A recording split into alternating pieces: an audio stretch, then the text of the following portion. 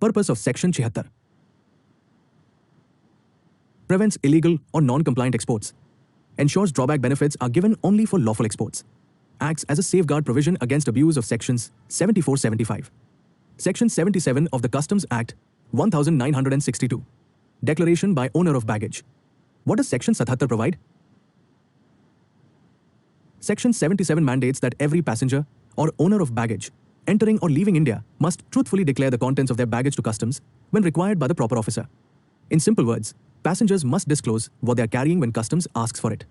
Key requirements under Section 77. एक who must declare? Any passenger arriving in or departing from India, or any owner of baggage, including unaccompanied baggage. Though it must be declared. Nature of goods. Quantity. Value. This includes dutiable goods, restricted prohibited items, goods exceeding duty-free allowance, high-value items, e.g., gold, electronics. 3. When is declaration required? When demanded by the proper officer, or through prescribed means such as Customs Declaration Form, CDF, or Red Channel Bata Electronic Declaration. Even if a passenger chooses the green channel, customs can still require a declaration. Practical examples. Example 1. Incoming passenger. A passenger brings gold jewelry exceeding free allowance. Must declare under Section 77. Example 2. Outgoing passenger. Carrying expensive camera for temporary export. Declaration required to avoid issues on re-import. Example 3. Unaccompanied baggage. Household items sent separately. Owner must declare contents. Consequences of wrong or non-declaration. Goods may be seized or confiscated. Penalty may be imposed. Possible prosecution in serious cases. Non-declaration often leads to action under Section 111, confiscation, and Section 112, penalty. Section 78 of the Customs Act 1962. Determination of duty on baggage. What does Section 78 provide? Section 78 lays down how customs duty is determined on baggage brought by passengers when duty is payable. In simple words, if baggage is not fully duty-free, customs decides the duty payable under this section. Key provisions of Section 78. 1. Key cap assessment of duty by customs. The proper officer determines whether duty is payable and the amount of duty on baggage. 2. Basis of duty calculation. Duty is calculated with reference to value of goods and rates specified under the Customs Tariff Act. Subject to baggage rules 2016. Applicable notifications but exemptions. 3. Passenger category matters. Duty differs based on resident but non-resident, duration of stay abroad, age, adult but minor. Free allowances and concessional rates are applied first. Char confiscable or restricted items. If baggage contains prohibited goods or undeclared dutiable goods, customs may assess duty and initiate action for confiscation penalty separately. Practical example. A resident Indian passenger returns from abroad with laptop, allowed duty-free, and gold exceeding free allowance. Customs will allow exemption as per baggage rules and assess duty on excess gold under Section 78. Important points. Section 78 works along with Section 77, Declaration of Baggage. Even if duty is paid, penalty proceedings may continue if there is misdeclaration. Payment of duty does not automatically regularize prohibited items. Section 79 of the Customs Act 1962. Bona fide baggage, duty-free allowances. What does Section 79 provide? Section 79 grants exemption from customs duty on bona fide baggage of passengers, subject to conditions and limits prescribed under the Baggage Rules 2016. In simple words, genuine personal belongings of passengers are allowed duty-free within prescribed limits. Key elements of Section 79. एक bona fide baggage includes personal effects required for daily use, clothes, toiletries, used personal items, items carried for personal use, not for sale, articles brought within duty-free allowance limits. Goods must be reasonable in quantity considering the passenger status and duration of stay. Though subject to prescribed rules, the exemption is not absolute. It applies as per Baggage Rules 2016, subject to notifications and conditions. Based on passenger category, resident, tourist, returning Indian. 3. Passenger-wise allowances. Duty-free allowance depends on length of stay abroad, age of passenger, adult minor, country visited, mode of travel. Exact limits are notified separately and applied by customs at arrival. Char exclusions. The following are not treated as bona fide baggage. Commercial quantities, prohibited or restricted goods, articles in excess of prescribed limits, excess is dutiable. Practical examples. Allowed duty-free. Used clothes, personal mobile phone, toiletries exempt under Section 79. Partly dutiable. Gold or electronics beyond free allowance exemption up to limit, duty on excess. Not bona fide. Multiple new phones for resale not covered by Section 79. Important notes. Section 79 works after declaration under Section 77. Assessment of duty, if any, is done under Section 78. Misuse can lead to confiscation and penalty. Section 80 of the Customs Act, 1962. Temporary detention of baggage. What does Section 80 provide? Section 80 empowers customs to temporarily detain a passenger's baggage when the passenger is unable to clear it immediately due to duty payment issues, documentation, or other valid reasons, and allows its release later on compliance.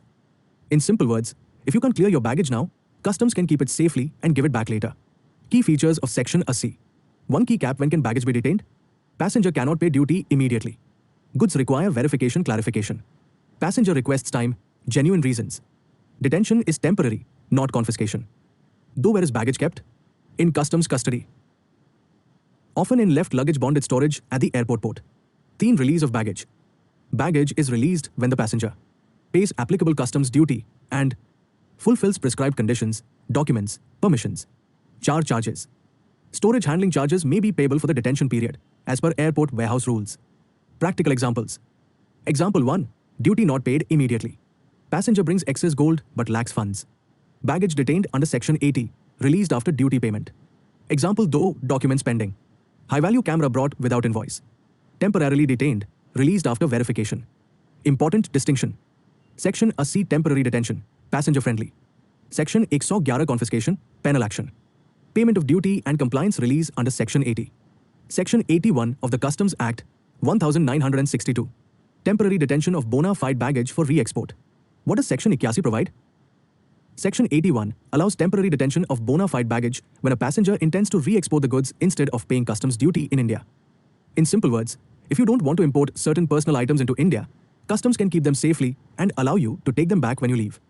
Key provisions of Section 81. 1 key cap applicable only to bona fide baggage. Personal goods genuinely belonging to the passenger. Not commercial or prohibited items. Though passenger's intention to re-export. Passenger chooses re-export instead of paying duty. Common for high-value items, camera, jewelry, equipment. Teen temporary detention by customs. Baggage is kept in customs custody.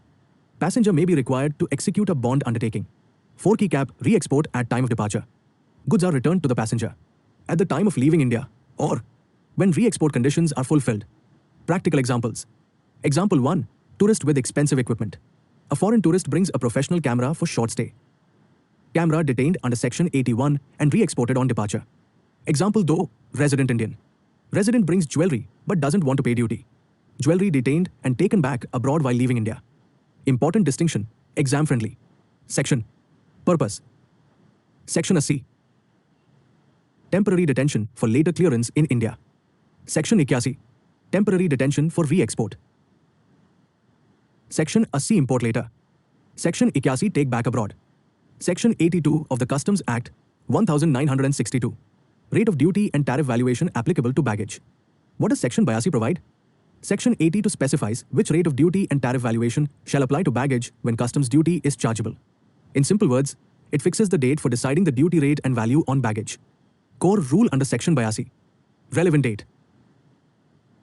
The rate of duty and tariff valuation applicable to baggage are those in force on the date the baggage is examined by customs. This is different from normal imports, where the relevant date is usually linked to the bill of entry. Why this matters? Duty rates and exchange rates can change. Section 82 removes ambiguity by fixing a single clear date for baggage cases. Practical examples. Example 1. Duty rate change. A passenger arrives on 1st April. Baggage is examined on 3rd April when duty rate has increased. Higher rate on 3rd April applies under Section 82. Example 2. Exchange rate fluctuation. Exchange rate changes between arrival and examination. Rate on date of examination is used. Important points. Applies only to baggage, not to cargo imports. Works together with Section 78, assessment of baggage, and Section 79, exemptions for bona fide baggage. Examination date is decisive, not arrival date. Section 83 of the Customs Act, 1962. Application of certain provisions of the Customs Act to baggage. What does Section 83 provide? Section 83 states that certain enforcement provisions of the Customs Act apply to baggage as well, so far as they are applicable. In simple words, passengers' baggage is not outside customs law. Key powers like confiscation, penalties, and adjudication can be used for baggage cases too. What kinds of provisions get applied to baggage? While Section 83 does not list sections exhaustively, it imports the general enforcement framework into baggage matters, such as search, seizure, and confiscation, where applicable, penalties for misdeclaration, concealment, or violation, adjudication and appeals procedures, recovery, and other incidental powers. The phrase so far as may be means only those provisions that reasonably fit baggage situations are applied. Practical examples: misdeclaration in baggage. Passenger hides dutiable goods and chooses green channel. Baggage provisions apply plus confiscation penalty powers via Section 83. Prohibited items in baggage. Restricted prohibited goods found during examination. Action taken under general confiscation penalty provisions read with Section 83. Important clarifications.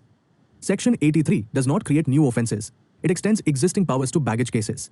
Passenger-friendly sections 77, 82 coexist with enforcement via Section 83. Paying duty alone does not wipe out liability if there is a violation. Section 84 of the Customs Act 1962. Drawback not to be allowed in certain cases of re-export of baggage. What does Section 84 provide? Section 84 restricts the grant of drawback on re-export of baggage in specified situations.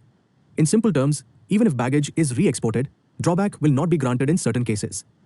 When is drawback not admissible under Section 84? 1 key cap baggage cleared duty-free or at concessional duty.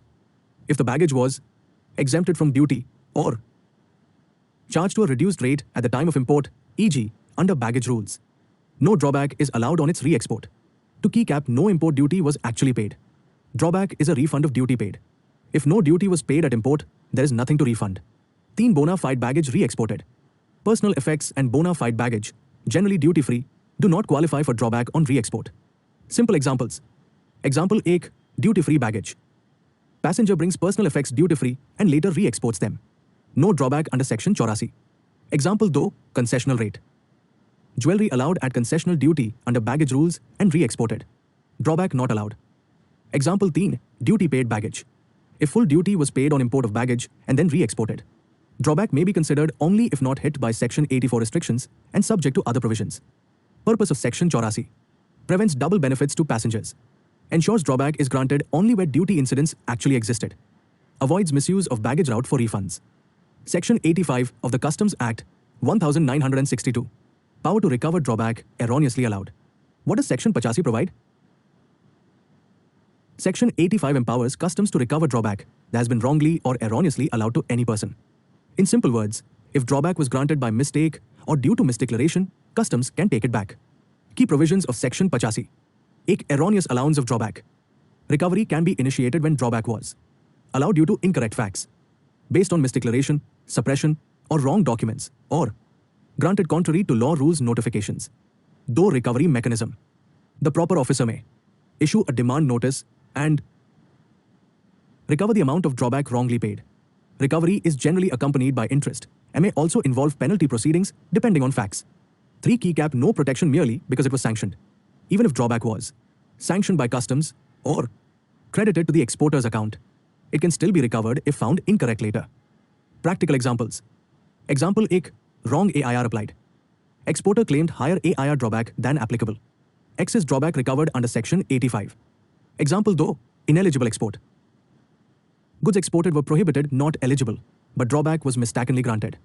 Recovery initiated under Section 85. Example 3, double benefit. Exporter claimed drawback plus another incompatible incentive. Erroneous drawback recovered. Important points. Section 85 applies after drawback has been granted. Separate penalty sections may apply if mens rea is established. Limitation period and procedure are governed by drawback rules and general adjudication provisions. Section 86 of the Customs Act 1962. Interest on drawback wrongly paid. What does Section 86 provide? Section 86 mandates payment of interest on any drawback amount that has been wrongly or erroneously paid and is recovered by customs. In simple words, if wrong drawback is taken, you must return it with interest. Key provisions of Section 86. When does interest apply? Interest becomes payable when drawback was erroneously allowed and the amount is recoverable under Section 85. To key cap period for which interest is charged. Interest is calculated from the date of payment of drawback up to the date of recovery of the erroneous amount. Teen rate of interest. The rate is notified by the central government by notification. The applicable rate is the one in force during the relevant period. Practical examples. Example 1. Excess AIR drawback. Exporter received 5 lakhs rupees as drawback on 1st January.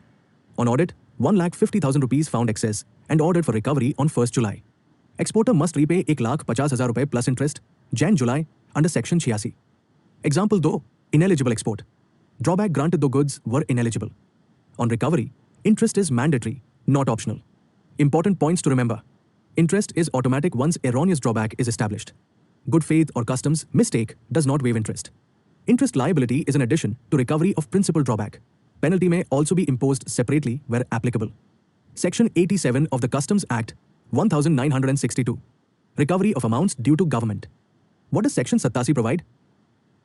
Section 87 lays down the modes of recovery for any amount payable to the government under the Customs Act when such amount is not paid voluntarily. In simple words, if customs dues are not paid, customs has legal powers to recover them. What amounts can be recovered under Section 87? Any amount due under the Customs Act, including customs duty, interest, penalty, fine, any other government dues under the Act. Modes of recovery under Section 87. 1. Key cap adjustment against money owed by government. If customs owes any refund or other amount to the defaulter, it may be adjusted against the outstanding dues. 2. Key cap deduction from amounts under customs control. Recovery can be made from drawback, refund, any amount payable by customs to the person. 3. Key cap attachment and sale of goods. Customs may attach goods and sell them to recover dues. 4. Key cap recovery as arrears of land revenue. Dues may be recovered through the district collect revenue authorities as arrears of land revenue. 5. Key cap any other legally prescribed manner. Recovery can be made through other modes prescribed by law or rules. Practical examples. Example 1. Penalty unpaid. Importer fails to pay adjudicated penalty. Customs recovers it by adjusting pending refund under Section 87. Example 2. Drawback adjustment. Exporter has pending customs dues but claims drawback. Drawback amount adjusted toward dues. Example 3. Property attachment. Persistent defaulter ignores demand notices. Recovery initiated as arrears of land revenue. Important notes. Section 87 applies after dues are finalized and payable. It is a recovery provision, not an assessment section. Opportunity of hearing is governed by adjudication provisions, not by Section 87 itself. Section 88 of the Customs Act 1962. Liability under bond and surety. What does Section 88 provide? Section 88 clarifies that any amount due to the government under the Customs Act can be recovered by enforcing a bond executed under the Act, including from the surety if the principal fails to pay. In simple words, if you give a bond with or without surety bank guarantee and don't meet your obligations, customs can recover dues by invoking that bond. Key aspects of Section 88. A bond is legally enforceable. Bonds executed under the Customs Act, e.g., warehousing bond, provisional assessment bond, are binding legal instruments. On default, customs can invoke the bond without waiting for other recovery modes. Though surety is equally liable. If a bond has a surety, individual corporate, or bank guarantee, recovery can be made directly from the surety bank to the extent of the bond. Liability of surety is coextensive with that of the principal, unless limited by the bond terms. 3. Key cap independent of other recovery modes. Recovery under Section 88 is in addition to, and not a substitute for, other methods under Section 87. Customs may choose the most effective mode of recovery. 4. Key cap common situations where Section 88 is invoked. Warehousing defaults, duty interest not paid within time. Provisional assessments, final duty not paid. Transit transshipment violations. Export promotion schemes where conditions are breached. Practical examples. Example 1. Warehousing bond. Importer warehouse goods under a bond and fails to clear pay duty. Customs invokes the bond BG under Section 88. Example 2. Surety recovery. Bond backed by surety. Importer becomes insolvent. Customs recovers dues from the surety. Important points to remember. Enforcement of bond does not require a separate suit. Terms of the bond, amount, conditions govern the extent of recovery. Even if recovery is made from surety, customs may still proceed against the principal for balance dues, if any. Section 89 of the Customs Act 1962. Power to recover dues from persons succeeding business or property. What does Section 89 provide? Section 89 empowers customs to recover outstanding customs dues from a successor, i.e., a person who takes over a business or property to the extent of the value of the assets acquired. In simple terms, customs dues don't disappear when a business or property changes hands. Who can be held liable under Section 89? A person who succeeds to a business or property by sale, transfer, gift, lease, inheritance, or any other mode. Liability is limited to the value of assets taken over. What dues can be recovered? Any amount payable under the Customs Act, such as customs duty, interest, penalty, fine, or other government dues. Extent nature of liability. Not personal unlimited liability. Recovery is restricted to the value of the business property received. Applies even if the successor was not involved in the original default. Practical examples. Business transfer. A firm sells its business to another company while customs dues are pending. Customs can recover dues from the buyer up to the value of assets acquired. Inheritance. A legal heir inherits a warehouse property with unpaid customs dues. Recovery can be made from the heir to the extent of inherited assets. Important points. Section 89 is a recovery provision, not a penalty section. Successor's liability exists only if dues are already payable. Due diligence is crucial before acquiring a business property with customs exposure. Section 90 of the Customs Act 1962. Liability of partners, directors, etc. for customs dues. What does Section 90 provide?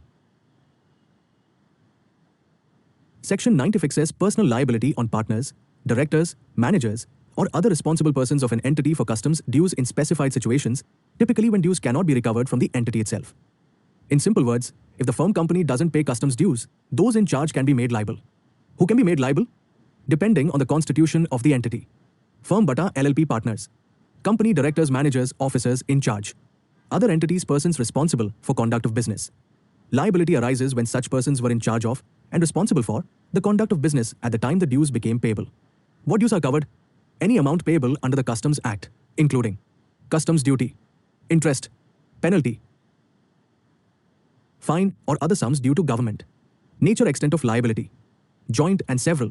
Customs may proceed against one or more. Triggered especially when the entity is wound up, dissolved, insolvent, or recovery from the entity is not possible or ineffective. Defenses may exist if the person proves lack of responsibility or due diligence, depending on facts.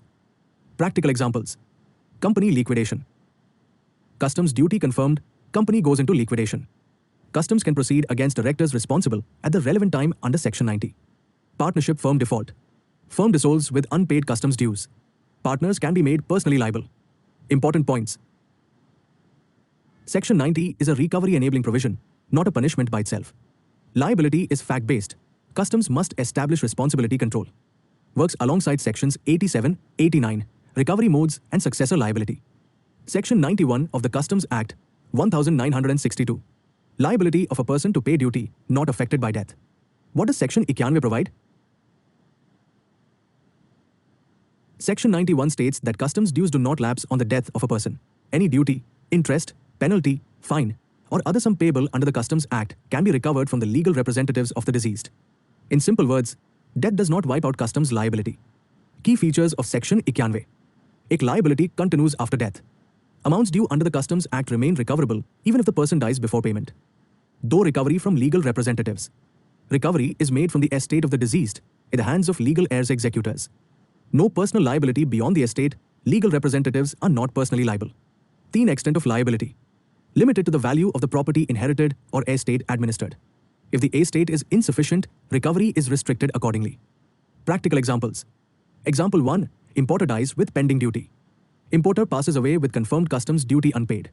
Customs can recover dues from the estate inherited by legal heirs. Example 2. Penalty confirmed before death.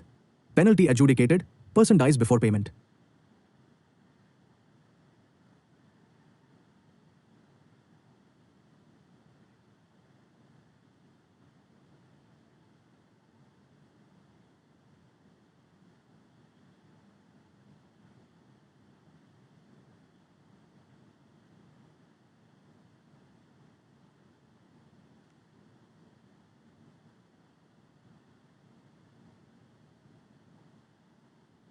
Amount recoverable from the estate, not personally from heirs. Important notes. Section 91 is a recovery provision, not a penalty-creating section. It works alongside general recovery modes, adjustment, attachment, arrears of land revenue, etc. Heirs can contest quantum legality as per law, but liability does not abate due to death. Section 92 of the Customs Act 1962. Special provisions relating to liability of surety or legal representative. What does Section 92 provide? Section 92 clarifies that liability for customs dues can be enforced against a surety or a legal representative to the extent permitted by law when amounts payable under the Customs Act remain unpaid. In simple words, customs can recover dues from a surety or from the estate of a deceased person, but only within legal limits. Key elements of Section 92. एक liability of surety.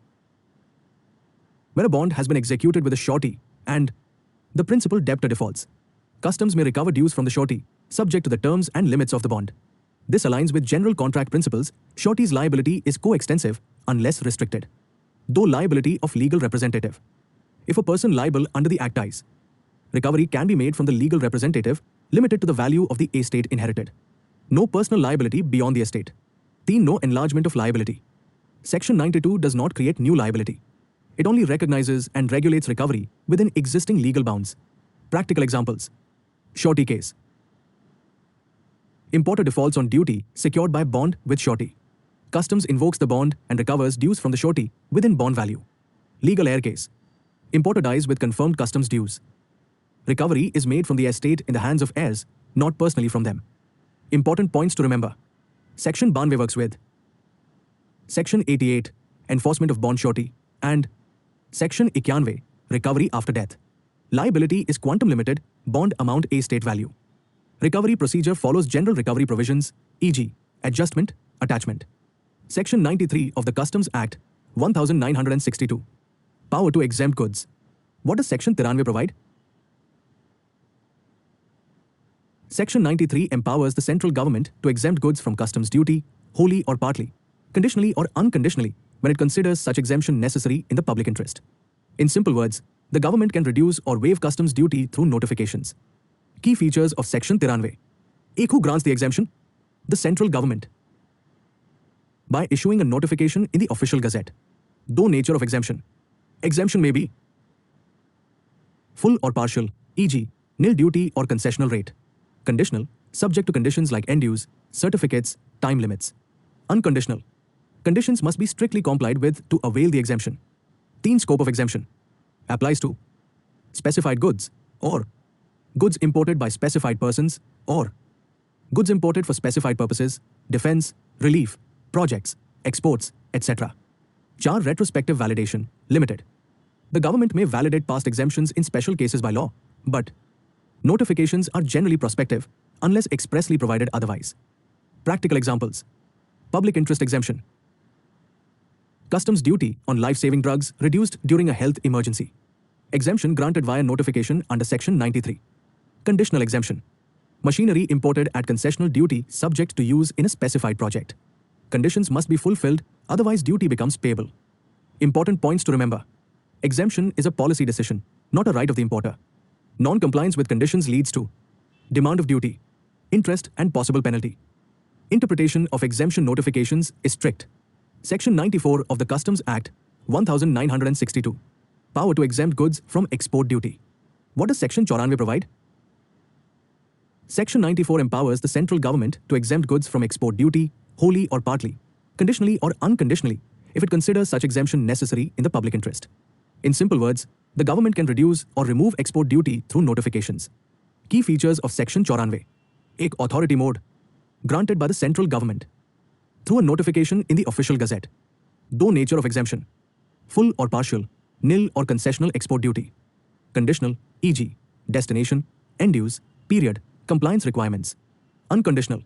Conditions must be strictly fulfilled, otherwise, export duty becomes payable. Teen scope. Applies to specified goods, specified exporters, specified purposes, e.g., strategic needs, trade policy objectives. 4. Prospective operation. Exemptions are generally prospective unless expressly stated otherwise by law. Practical examples. Policy-based relief. Export duty on a commodity reduced to stabilize domestic prices. Exemption via notification under Section 94. Conditional exemption. Export duty waived for a limited period subject to quantity caps. Non-compliance duty payable with consequences. Important points. Exemption is a policy concession, not a vested right. Strict interpretation of exemption notifications. Breach of conditions may trigger duty, interest, and penalty. Section 95 of the Customs Act, 1962. Power to grant exemption from duty in special circumstances. What does Section 95 provide? Section 95 empowers the central government to grant exemption from customs duty in special or exceptional circumstances, otherwise than by general notification, when it considers it necessary in the public interest. In simple words, in rare or hardship cases, the government can give a special exemption from customs duty. Key features of Section 95. एक exceptional but special cases. Used where general exemption notifications are not adequate, or a specific hardship or unique situation exists. This is not routine, it is an extraordinary power. Though form of exemption, granted by special order, not a general notification. Can be full or partial exemption, conditional or unconditional. Teen public interest requirement. Exemption must be justified as necessary in public interest, such as relief during natural disasters, imports for humanitarian or relief purposes, one-time hardship situations not covered elsewhere. Char case specific nature applies to a specific importer or a specific consignment or a specific situation. Does not create a precedent for others. Practical examples. Disaster relief import. Emergency equipment imported urgently, but not covered under existing exemption. Special exemption granted under Section 95. Genuine hardship case. Import attracts heavy duty due to technical lapse, causing severe hardship. Government may grant one-time relief under Section 95. Important points to remember. Section 95 is discretionary, not a right of the importer. It cannot be claimed as a matter of routine. Conditions attached must be strictly complied with. Courts generally do not interfere unless discretion is exercised arbitrarily. Section 96 of the Customs Act, 1962. Power to make rules. What does Section 96 provide? Section 96 empowers the central government to make rules for carrying out the purposes of the Customs Act, 1962. In simple words, the Act lays down the framework. Section 96 allows the government to issue detailed rules to implement it.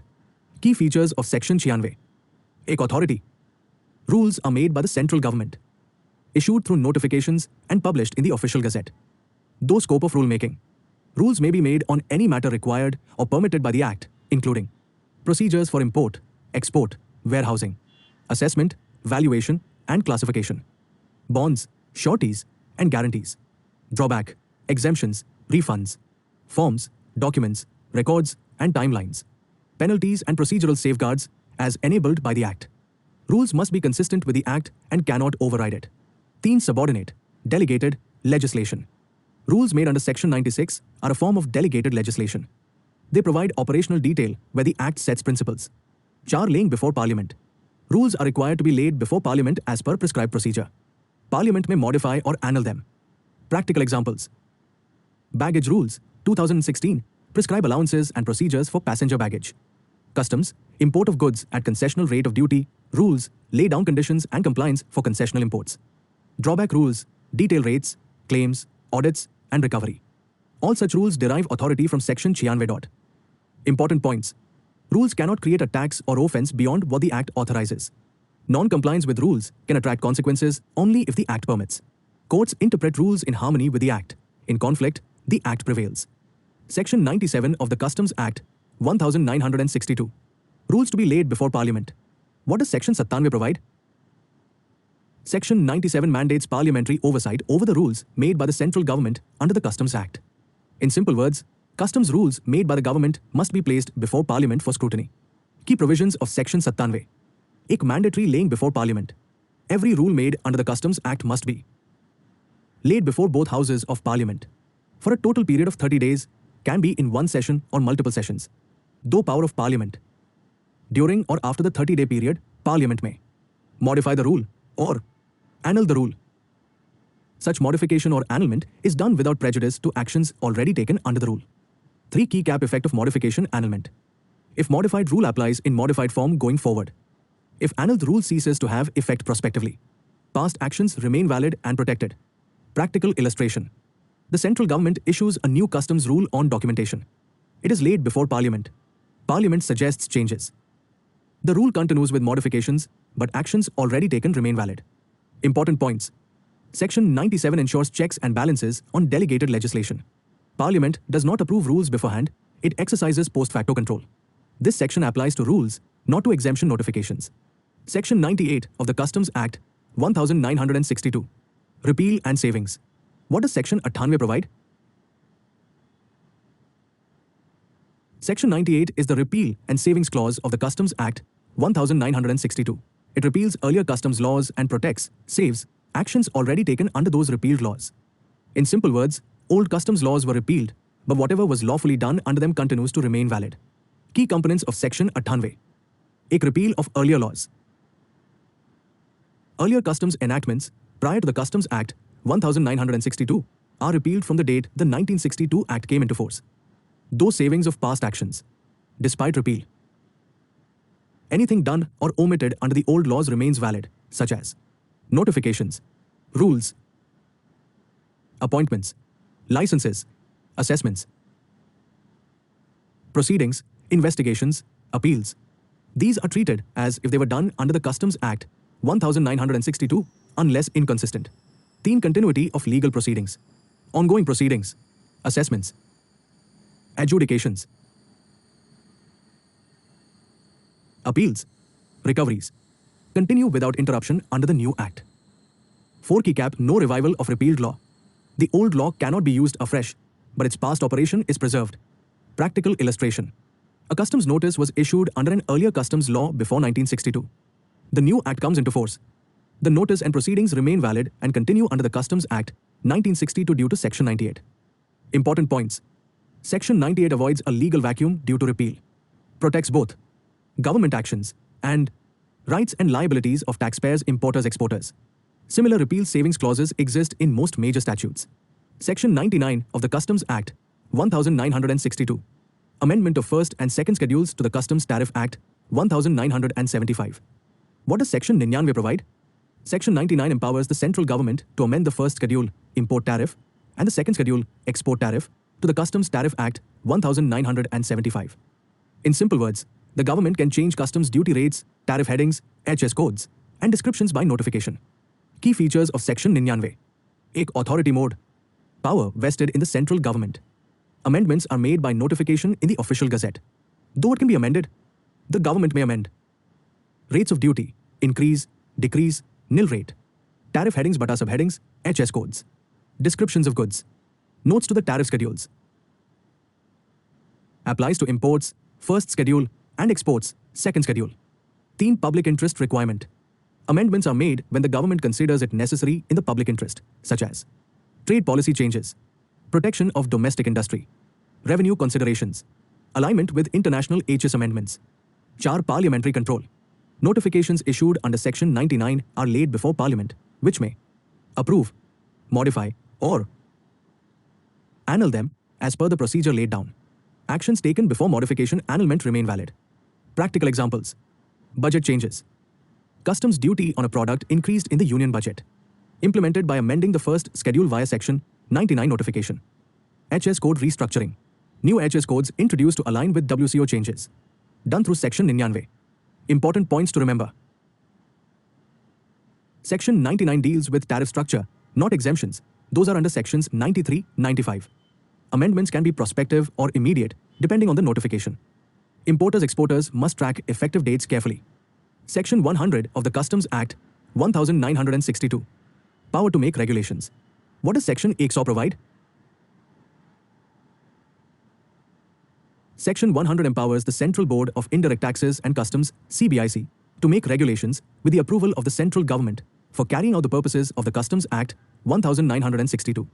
In simple words, CBIC can issue detailed, procedure-level regulations to implement the Act and the rules. Key features of Section 100. Who makes regulations? CBIC, earlier CBEC, with prior approval of the central government. Though what are regulations? Regulations are subordinate legislation, below rules. They deal with procedural, operational, and technical details, such as electronic filing systems, documentation formats, port-airport procedures, risk management, facilitation measures, customs broker procedures, etc. Hierarchy. Act rules, S.96. Regulations, S.100. Teen scope of regulations. Regulations may cover import-export procedures, warehousing operations, electronic data interchange, AD, time limits, forms, and processes. Any matter where detailed procedure is needed. 4. Consistency requirement. Regulations must be consistent with the Customs Act and the rules made under the Act. If there is a conflict, Act rules regulations prevail. Practical examples. Customs Brokers Licensing Regulations, CBLR. Sea Cargo Manifest and Transshipment Regulations, SCMTR. Courier Imports and Exports Regulations. Postal Imports Regulations. All issued under the authority of Section 100. Important points to remember. Regulations cannot create new taxes or offences beyond the Act. They are mainly procedural and facilitative. Non-compliance can attract consequences only if the Act rules provide for it. If you found this video helpful, please like, share, and subscribe. See you soon.